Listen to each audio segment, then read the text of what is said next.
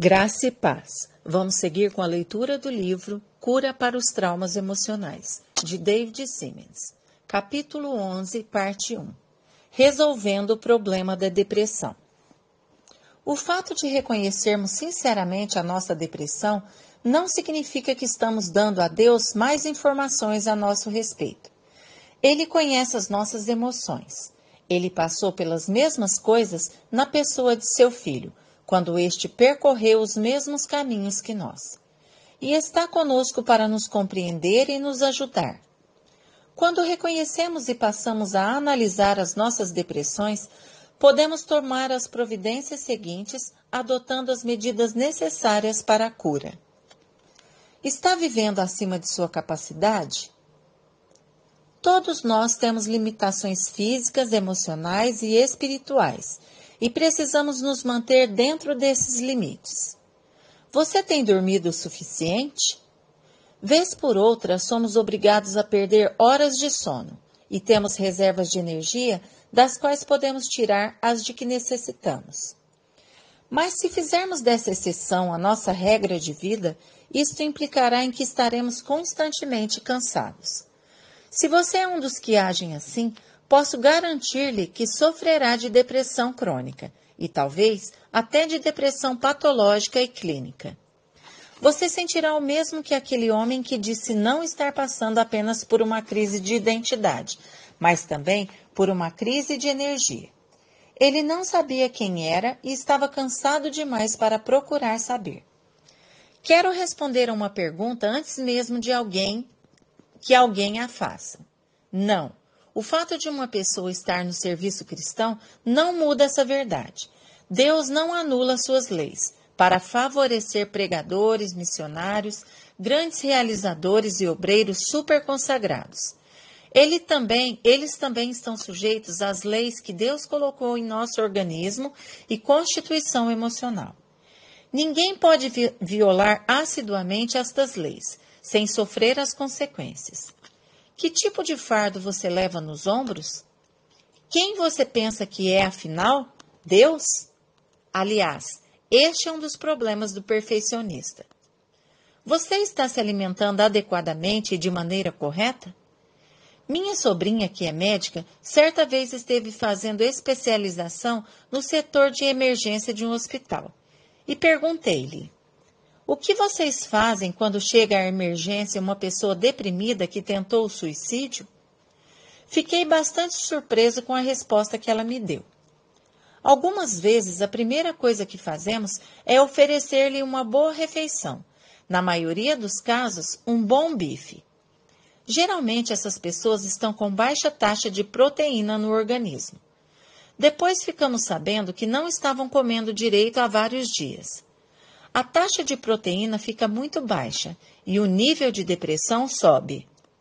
Algumas pessoas estão sempre se descuidando do físico e depois ainda se admiram de estarem deprimidas. Você já pensou que este estado depressivo em que se encontra possa ser um controlador natural que Deus colocou em você? Que isso é um recurso para levá-lo a diminuir o ritmo, a equilibrar as emoções, por estar constantemente tentando viver acima de suas possibilidades físicas? Quando esse feitor, que é o perfeccionismo, o impede a atuar mais e mais com um senso do dever, você força a sua condição emocional, e o resultado disso é uma depressão crônica. Como estão as suas reações? Às vezes, as coisas que nos acontecem são menos importantes que nossas reações a elas. Certas reações podem produzir uma reação em cadeia, conduzindo-nos a uma depressão emocional e espiritual. Aconteceu alguma coisa que foi como um golpe para o seu ego? Alguém o decepcionou seriamente? Você se esforçou demais e ganhou apenas 9, não 10? Pode ser que tenha passado por uma experiência desagradável, a família dividida pela morte ou separação. Ou pode ser que tenha rompido com a namorada ou namorado, um problema num nível inferior, mas tão doloroso quanto o outro, nesta fase da vida. Já ouvi muitos jovens deprimidos dizerem para mim: meus amigos estão todos me acusando e falando. Quem é de fato cristão não pode sentir-se assim. Como podemos ser cruéis com os jovens apresentando-lhes um padrão tão fora da realidade?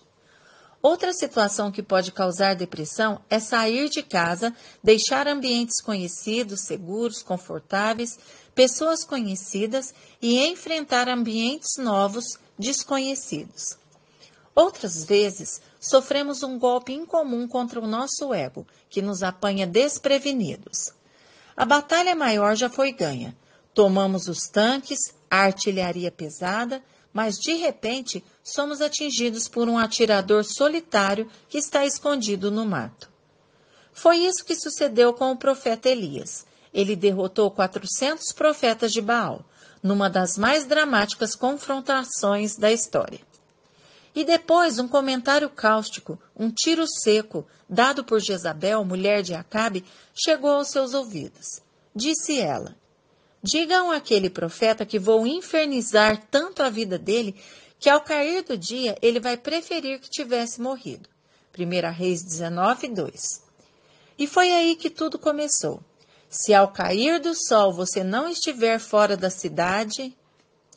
Elias estava tão bem disposto que aquela bala de um atirador o pegou desprevenido.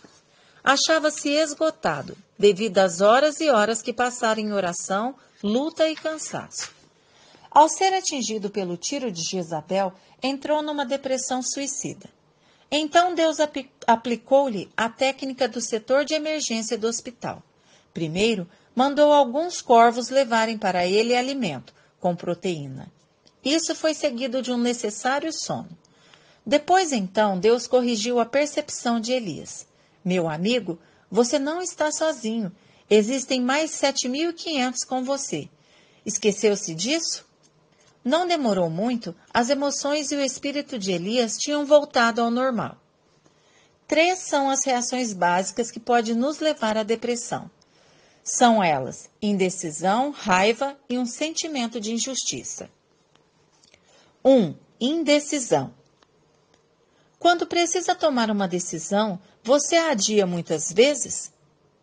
Essa é a sua maneira normal de fugir à pressão? Se for, está com um fator gerador de depressão dentro de si, que acabará destruindo a sua paz de espírito e aumentará a sua sensação de estar aprisionado. Muitas pessoas deprimidas têm uma forte sensação de impotência. Sinto-me como que encurralado, dizem. Não vejo saída para mim. Você poderia estar utilizando essas energias para tomar a decisão e colocá-la em prática. Uma forma de evitar a depressão é justamente usar essa energia para tomar uma decisão construtiva. Você adia suas decisões porque tem receio de dar respostas negativas? Porque tem medo de magoar alguém? Existem certas situações que nunca podemos resolver sem magoar alguém. Quando ficamos adiando essa tomada de decisão, acabamos magoando ainda mais as pessoas implicadas e nos tornando deprimidos. Você tem medo de dar respostas positivas? Tem medo de aceitar responsabilidades ou correr riscos? Quando nos sentamos e ficamos a olhar para as duas possibilidades e a correr de uma para a outra, acabamos com a mente dividida. E como diz Tiago, o homem de mente dividida é inconstante em seus caminhos. Tiago 1:8. A indecisão é o precursor da depressão. 2. Raiva. A mais concisa definição de raiva que conheço é a seguinte: a depressão é a raiva congelada. Quem está sempre às voltas com problemas de depressão provavelmente está com alguma raiva guardada. Tão certo como depois do dia vem a noite, é o fato de que uma raiva reprimida, não resolvida ou exteriorizada inadequadamente gera um estado depressivo. 3. Injustiça. Os perfeccionistas possuem um senso de injustiça bastante desproporcional. Sentem uma necessidade muito forte de consertar os erros do mundo, de acertar tudo e de arrancar o mato que cresce no meio do trigo. Pois bem, essa necessidade é válida. Ela está presente em todos os reformadores, pregadores, missionários e, até certo ponto, deve estar presente em todos os cristãos. Rendido a Deus, purificado e controlado pelo Espírito Santo, este sentimento pode ser um maravilhoso instrumento nas mãos dele, para divulgar a santidade bíblica e reformar a nação, como explicou John Wesley.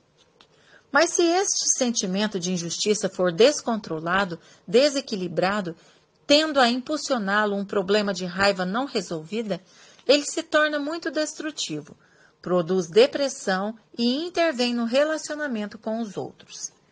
É muito raro encontrar-se um perfeccionista deprimido que também não possua um forte sentimento de injustiça social. A única solução contra as injustiças da vida é o perdão. De um modo geral, quem mais precisa de nosso perdão? Os pais e parentes. Muitas vezes, as raízes de uma depressão acham-se enterradas no subsolo de nossa vida em família nos primeiros anos. E se não encararmos com toda honestidade essas raízes de raiva e confrontarmos os nossos ressentimentos para perdoar aqueles que têm de ser perdoados, estaremos constantemente vivendo numa estufa onde a depressão irá medrar viçosamente. Que Deus te abençoe e até amanhã.